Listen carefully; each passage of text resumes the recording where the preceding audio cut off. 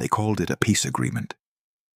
But what it created was a war no one could control. In the heart of Africa, a nation once full of promise was torn apart, not by foreign invasion, but by the men who once swore to protect it. This is the story of Sudan, a country dying at the hands of its own guardians. When the smoke of revolution cleared in 2019, Sudan stood at a crossroads. For the first time in 30 years, the rule of Omar al-Bashir had fallen.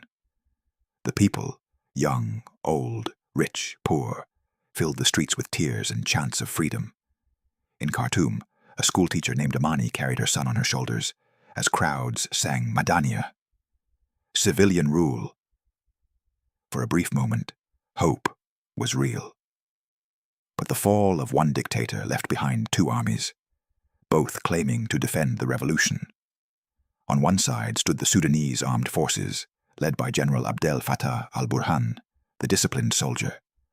On the other stood the rapid support forces, commanded by Mohammed Hamdan Dagalo, Hemedti, the warlord from Darfur, who built an empire on loyalty and fear. Together, they promised peace. Together, they overthrew tyranny. And together, they began preparing for war. At first, they ruled side by side, Burhan in uniform, Hemedti in gold and charm. But ambition is a poison that never shares a cup.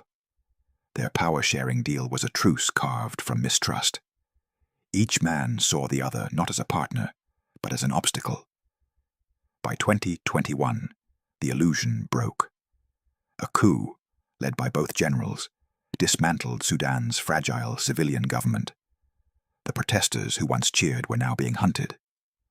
Amani, the teacher, saw soldiers drag her students from their dorms.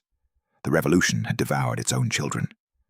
Then came April 15th, 2023. The day the sky over Khartoum burned. Gunfire erupted before dawn. Residents thought it was fireworks, until the windows shattered. The Sudanese army and the RSF had turned on each other. Within hours, Khartoum became a battlefield. Fighter jets screamed above the Nile, bombing apartment blocks.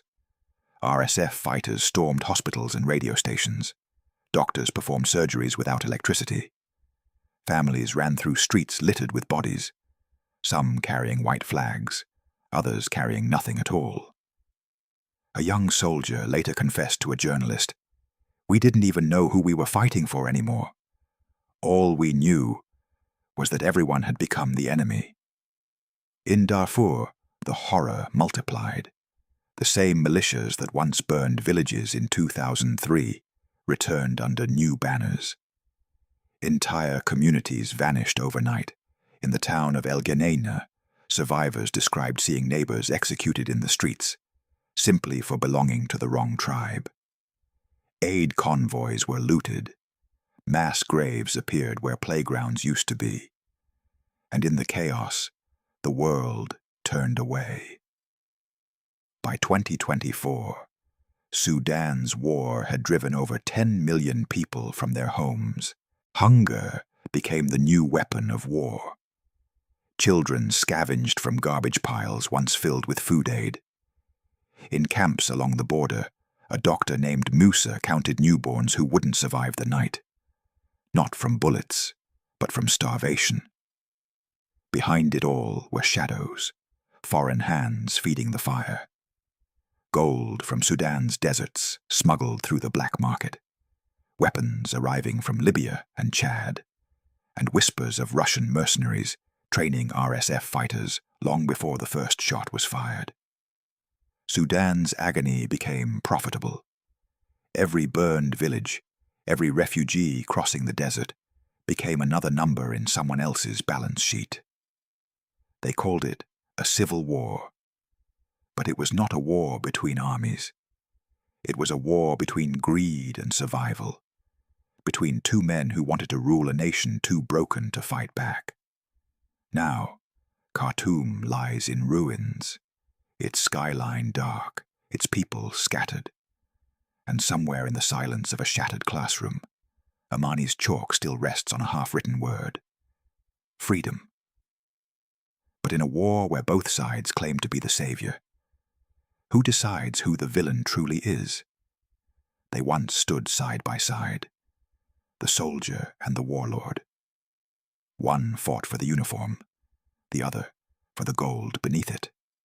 And when their alliance broke, Sudan became their battlefield. Every war begins with a promise. For Abdel Fattah al-Burhan, that promise was order, a vision of Sudan ruled by discipline, structure, and the old military elite. He came from the heart of the Sudanese armed forces, trained, cautious, believing that only the army could keep the nation alive. For Mohammed Hamdan Dagalo, Hemedti, the promise was power. He was no general by training. He was a survivor from the deserts of Darfur. He built his own army from men who once rode camels through burning villages. They called themselves the Rapid Support Forces, but they were something older, rougher, a mercenary tribe with machine guns. Together, Burhan and Hemedti toppled Omar al-Bashir. But the moment Bashir fell, both men began calculating how to replace him. At first, the world saw them as allies. They appeared together on state television, smiling, shaking hands, speaking of unity. But behind closed doors, the clock was already ticking. The Sudanese army wanted to fold the RSF into its ranks, to make Hemedti's fighters answer to Burhan. But Hemedti refused. His RSF wasn't just an army. It was a business empire. He controlled Sudan's gold mines, border routes, and foreign contracts. In truth, he didn't need the state. The state needed him. By 2022, both men were building separate power networks. Burhan sought legitimacy, hosting diplomats, wearing the flag. Hemedti sought leverage, meeting with Russia, the UAE, and Libya's warlords. He positioned himself as a global broker, trading gold for weapons, oil for influence. What the world called Sudan's transition to democracy was in reality a slow-motion coup, one handshake at a time. When fighting erupted in April 2023, each man believed he could win within days. Burhan had air power, tanks, and the formal military structure. Hemedti had mobility, money, and men who knew no rules. But Sudan's cities were not designed for war.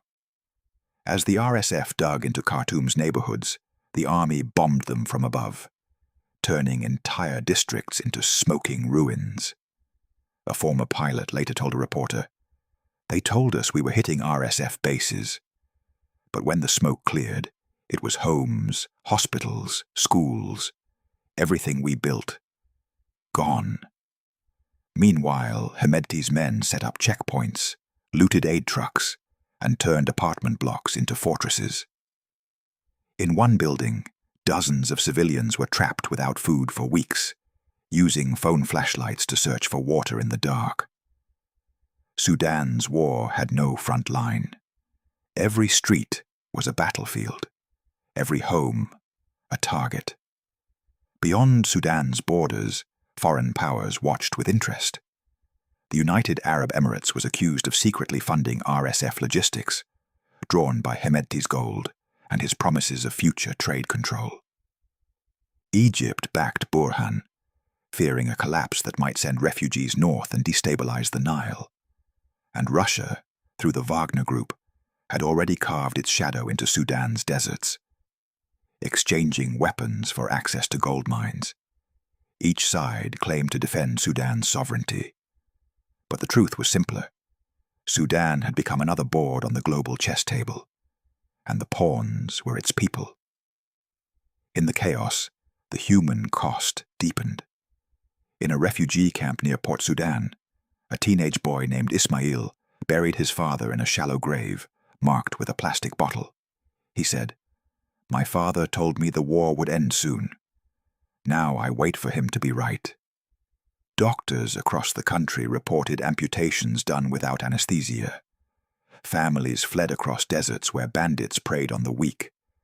And the world, too distracted by other wars, barely noticed. Still, both generals claimed victory.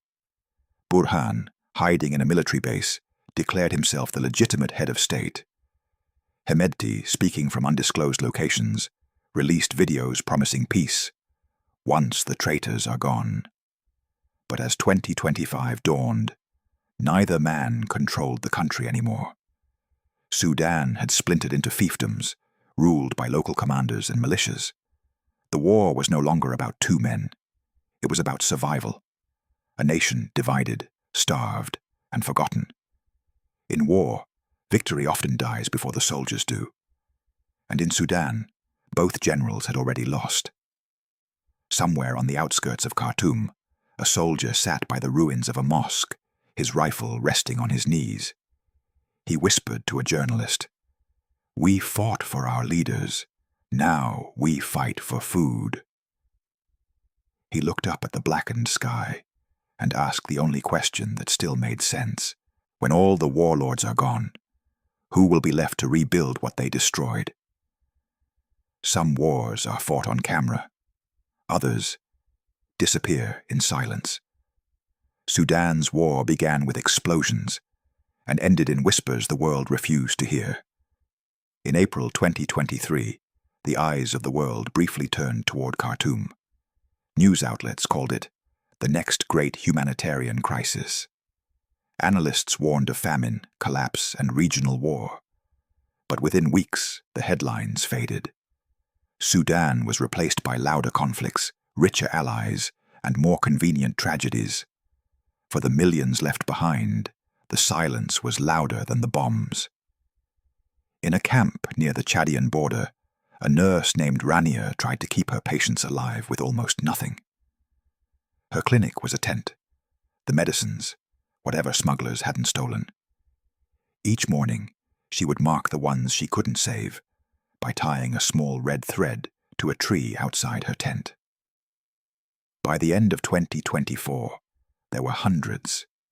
She told a visiting journalist, "The world sends cameras when people die quickly, but when death comes slowly, hunger, disease, exhaustion, they stop watching." For Sudan's displaced millions, survival became a geography lesson in despair. Those who fled north reached Egypt, where borders slammed shut. Those who fled west to Chad faced armed robbers and no food. Those who tried to reach Port Sudan found the coast controlled by soldiers who sold passage on boats for the price of a family's entire life savings. And for those who stayed, there was no electricity, no schools, no medicine. Only a slow unraveling of what used to be called a nation. By early 2025, Sudan had become the world's largest displacement crisis. Over 12 million people forced from their homes, more than 25 million in need of food and aid. And yet, the total global funding reached barely half of what was needed. Why? Because Sudan offered the world nothing to gain. No oil to control, no allies to protect, no strategic headlines to justify attention.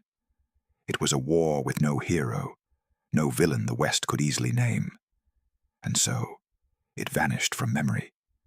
But wars don't stop when the cameras turn away. They simply mutate. In Khartoum, gangs now rule what's left of the city. RSF units control the gold routes leading toward Darfur. The army holds the air bases, but little else. For ordinary people, the lines no longer matter. There is no government, only guns. A shopkeeper named Abdullah described it simply. "At night, I hear gunfire. In the morning, I hear silence. I no longer know which one means we survived." Foreign powers still whisper from the shadows. The United Arab Emirates, accused of arming Hemedti, denies involvement. Egypt continues to quietly back Burhan, fearing Sudan's collapse will spill over its borders. And Russia, though weakened by its own wars, still trades influence for gold. Every side points fingers. No one takes responsibility. Sudan has become a mirror, reflecting not only the greed of its leaders, but the apathy of a world that moves on too quickly. The truth is, the world didn't just forget Sudan. It chose to. When the refugee camps grew too large, the headlines called it complicated. When the aid ran out, diplomats called it unsustainable. And when the civilians began to starve, the world called it inevitable. Each word, a way to justify inaction. But deep within the ruins of Khartoum, people still resist in quiet ways. Teachers reopen classes under trees. Mothers bake bread from sorghum and dust. Children draw maps of a country that no longer exists. And across the Nile, you can still hear the call to prayer, soft, defiant, and unbroken. Because even in a forgotten war, faith becomes the last act of rebellion. They say history is written by the victors. But what happens when there are no victors left? Only survivors. In the end, the world's silence did not end Sudan's war. It only ensured that when peace finally comes, there will be no one left to witness it. And as aid workers abandon the camps and journalists pack their cameras, one haunting question remains. If the world can forget a nation burning in daylight, how many more will vanish in the dark?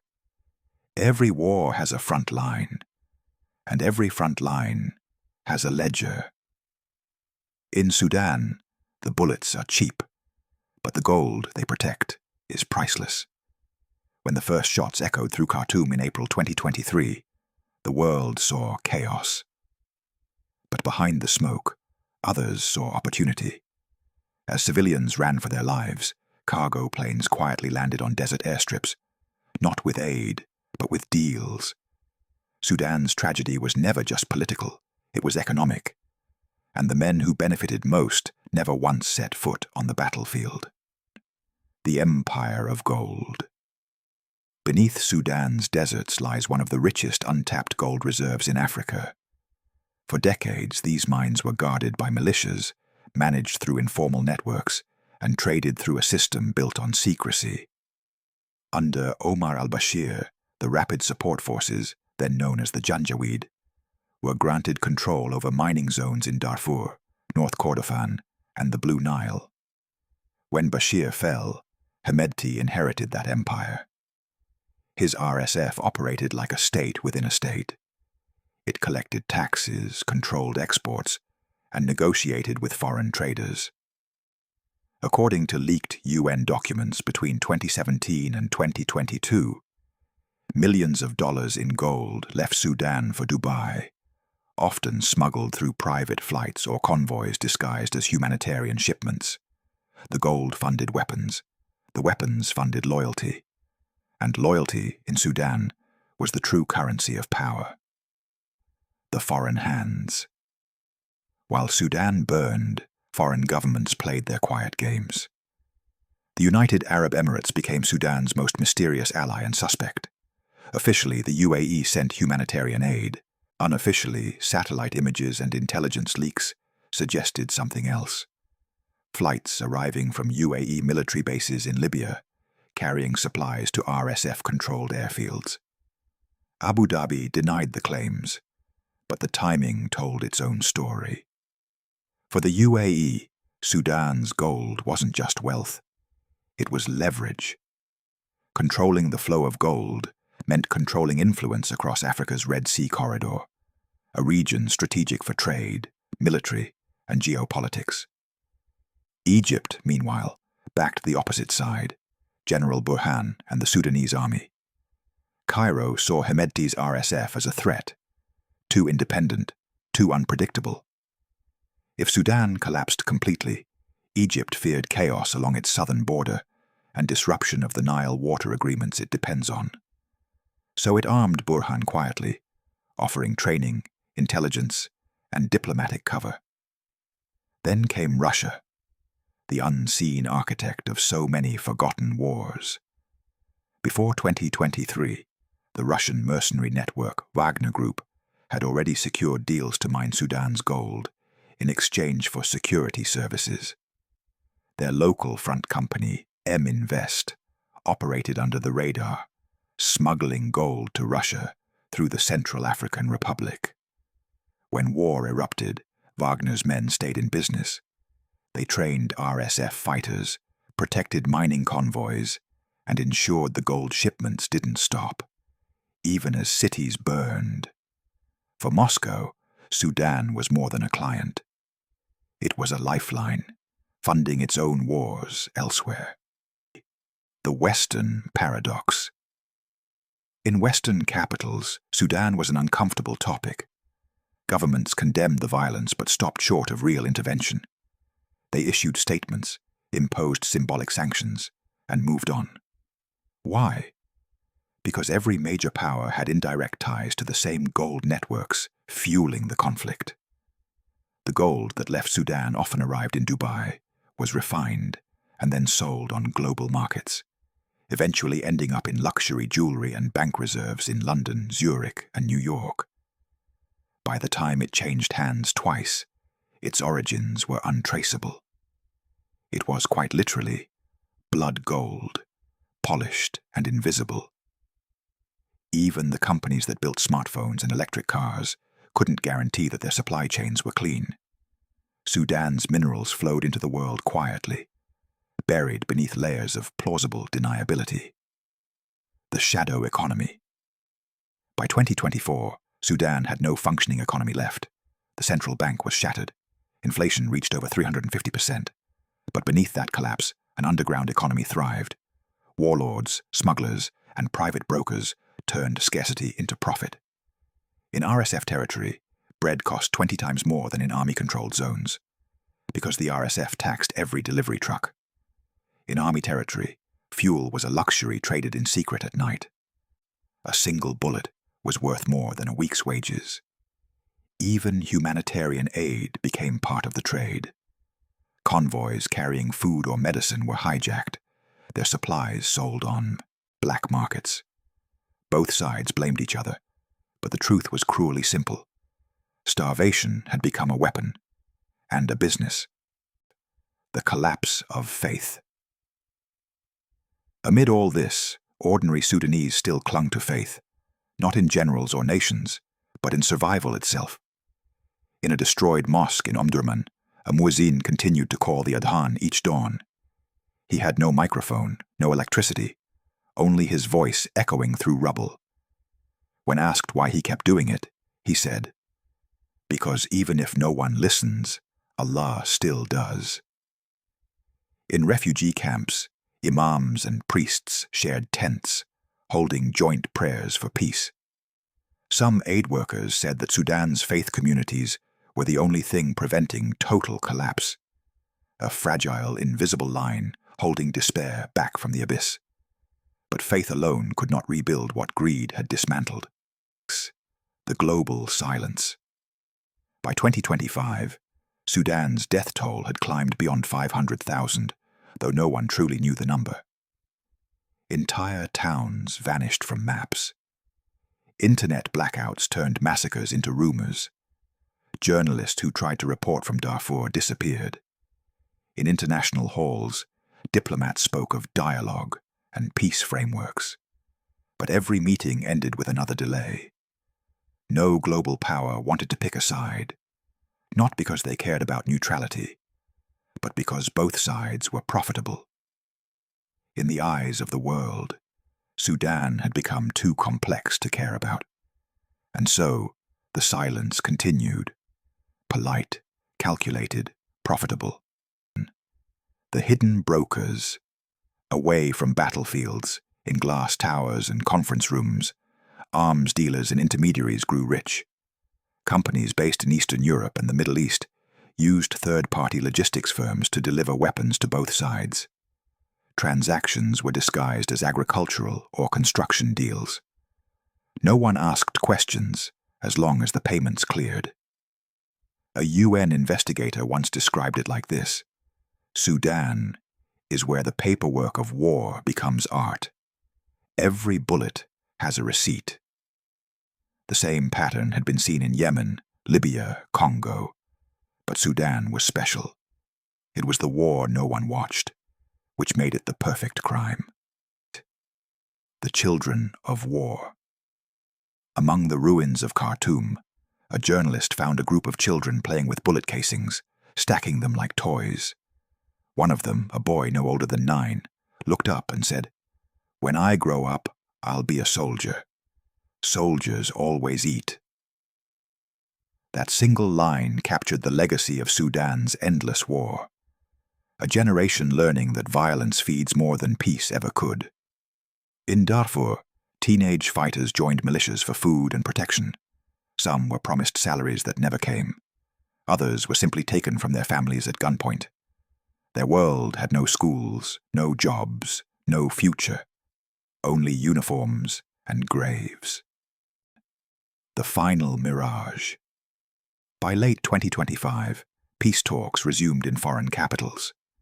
Addis Ababa, Jeddah, Cairo. Each time, cameras flashed as leaders shook hands.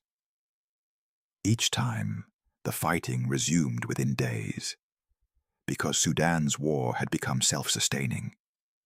Every ceasefire gave both sides time to restock weapons. Every truce was an invitation to prepare for the next battle. It was never about victory anymore. It was about staying alive long enough to keep the business running. The reckoning that never came. There will come a day, perhaps years from now, when the generals are gone, when the gold runs dry, and the last mercenary leaves the desert behind. On that day, Sudan will wake to find itself surrounded by ghosts, not just of the dead, but of the world that abandoned them. The real story of Sudan was never just about 2 warlords. It was about an entire system that thrives on collapse, where human suffering is simply another line in a profit sheet. They called it a civil war, but it was never civil. It was a marketplace, and the world was buying. In a quiet refugee camp at the edge of the desert, Rania, the nurse from before, still ties red threads to the tree outside her tent. She no longer counts the dead. Instead, she counts the days since anyone asked about Sudan. When a young volunteer asked her if she still believed peace would come, she smiled weakly and said, "Peace will come when the war stops paying." And as the sun sets over a nation carved by greed and silence, the question remains: how many wars will the world allow to burn before we finally admit that peace, too, has a price? This concludes the Sudan series, Sudan's Silent War, the battle that the world forgot, for the war that never was, where the truth is not what the headlines show, and every forgotten conflict leaves a shadow that never fades.